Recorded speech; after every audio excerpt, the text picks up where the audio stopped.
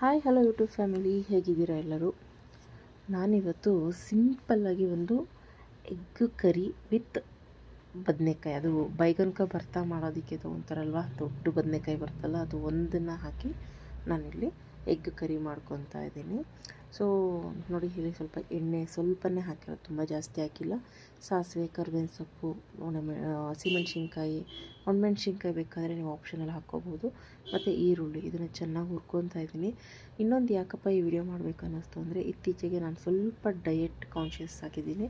ಹಾಗಾಗಿ ಮನೆಯಲ್ಲಿ ನಮಗೂ ಬೇಕು, ಬೇರೆಯವ್ರೂ ಅದನ್ನು ತಿನ್ನಬೇಕು ಮತ್ತು ಚೆನ್ನಾಗಿರಬೇಕು.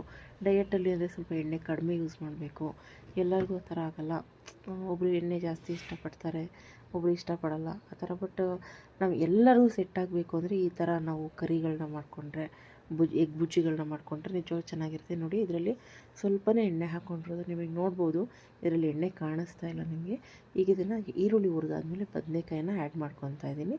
ಬದನೆಕಾಯಿ ಕೂಡ ಸ್ವಲ್ಪ ನೀರಿನ ಅಂಶ ಇರೋದ್ರಿಂದ ಅದು ಮಾಗೋ ತನಕ ನಾವು ಕೈ ಆಡ್ತಾನೆ ಇರಬೇಕು. ಮತ್ತು ಇನ್ನೊಂದೇನೆಂದರೆ, ಎಣ್ಣೆ ಸ್ವಲ್ಪ ಹಾಕಿರೋದ್ರಿಂದ ತಳ ಸಿಗೋ ಚಾನ್ಸಸ್ ಜಾಸ್ತಿ ಇರುತ್ತೆ. ಕೈ ಆಡ್ತಾನೆ ಇರಿ, ತುಂಬ ಅಂದರೆ ತುಂಬ ಚೆನ್ನಾಗಿರುತ್ತೆ. ಒಂದ್ಸಲ ಮಾಡ್ಕೊಳ್ಳಿ. ಮಕ್ಕಳು ಲಂಚ್ ಬಾಕ್ಸಿಗೆ ಕೂಡ ನಾವು ಇದನ್ನು ಮಾಡ್ಬೋದು.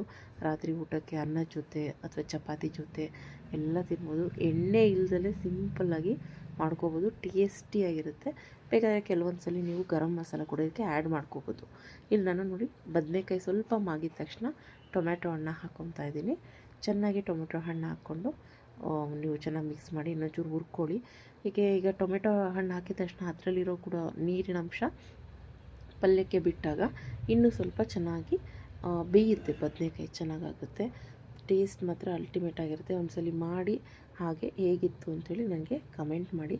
ನೆಕ್ಸ್ಟ್ ಈಗ ಉಪ್ಪು, ಅದಕ್ಕೆ ರೆಸ್ಟ್ ರುಚಿಗೆ ತಕ್ಕಷ್ಟು ಉಪ್ಪು ಹಾಕಿ, ಅರಶಿನದ ಪುಡಿ, ಖಾರದ ಪುಡಿ ಬೇಕು ಅನ್ನೋರು ನೀವು ಹಸಿಮೆಣ್ಸಿನ್ಕಾಯಿ ಹಾಕ್ಕೋಬೇಡಿ, ಖಾರದ ಪುಡಿನ ನೀವು ಆ್ಯಡ್ ಮಾಡ್ಕೋಬೋದು. ಇನ್ನು ಕೆಲವರು ಹುಳಿ ಜಾಸ್ತಿ ತಿನ್ನಬೇಕು ಅನ್ನೋರು ಹುಣಸೆ ಹುಳಿ ಕೂಡ ಇದಕ್ಕೆ ಹಾಕ್ಕೋಬೋದು.